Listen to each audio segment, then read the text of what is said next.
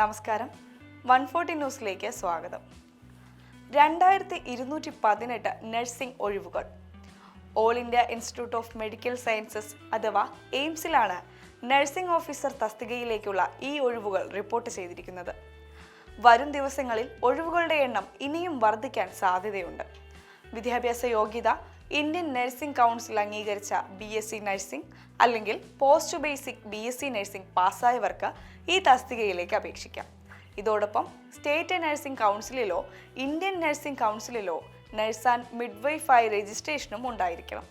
അതുമല്ലെങ്കിൽ general nursing midwifery അഥവാ GNM diploma പാസ്സായവർക്കും അവസരമുണ്ട്. GNM പൂർത്തിയാക്കിയവർ കൗൺസിൽ രജിസ്ട്രേഷന് പുറമെ കുറഞ്ഞത് 50 കിടക്കകളുള്ള ആശുപത്രിയിൽ 2 വർഷത്തെ പ്രവൃത്തി പരിചയം കൂടി ഉള്ളവരായിരിക്കണം. അപേക്ഷകരുടെ പ്രായം 18 മുതൽ 30 വയസ്സ് വരെ ആയിരിക്കണം. സംവരണ വിഭാഗത്തിൽപ്പെട്ട ഉദ്യോഗാർത്ഥികൾക്ക് നിയമാനുസൃത പ്രായപരിധി ഇളവ് ലഭിക്കും. SC ST വിഭാഗത്തിന് 5 വർഷവും OBC വിഭാഗത്തിന് 3 വർഷവും ഭിന്നശേഷിക്കാർക്ക് 10 വർഷവും പ്രായത്തിൽ ഇളവുണ്ട്. പൂർവ്വ സൈനികർക്കും യോഗ്യരായ കേന്ദ്ര സർക്കാർ ജീവനക്കാർക്കും ചട്ടപ്രകാരമുള്ള ഇളവുകൾ ബാധകമാണ്. തിരഞ്ഞെടുക്കപ്പെടുന്ന നഴ്സിംഗ് ഓഫീസർമാർക്ക് 7ാം ശമ്പള കമ്മീഷൻ പ്രകാരമുള്ള പേ ലെവൽ 7ലാണ് ശമ്പളം ലഭിക്കുക. അടിസ്ഥാന ശമ്പളം 40,900 രൂപ. അടിസ്ഥാന ശമ്പളം 44,900 രൂപ മുതൽ 1,42,400 രൂപ വരെ ആയിരിക്കും. ഇതിനു പുറമെ dearness allowance, house rent allowance, transport allowance ഉൾപ്പെടെ കേന്ദ്ര സർക്കാർ ജീവനക്കാർക്ക് ലഭിക്കുന്ന എല്ലാ ആനുകൂല്യങ്ങളും ഉദ്യോഗാർത്ഥികൾക്ക് ലഭിക്കും.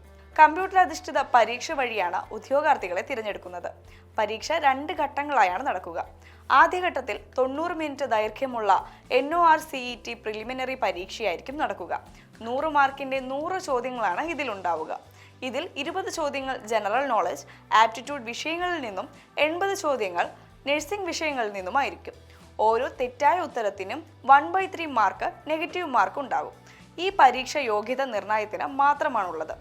അന്തിമ റാങ്ക് പട്ടികയിൽ ഈ മാർക്ക് പരിഗണിക്കില്ല. 2ാം ഘട്ടത്തിൽ 180 മിനിറ്റ് ദൈർഘ്യമുള്ള NORCET സ്റ്റേജ് 2 പരീക്ഷ നടക്കും.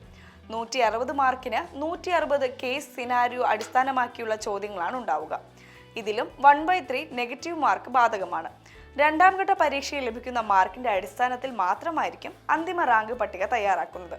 താല്പര്യമുള്ള ഉദ്യോഗാർത്ഥികൾ ഓഗസ്റ്റ് 13 വൈകിട്ട് 5 മണി വരെ ഓൺലൈനായി അപേക്ഷ സമർപ്പിക്കാം. അവസാന തീയതിക്ക് മുൻപായി അപേക്ഷകൾ സമർപ്പിക്കുക.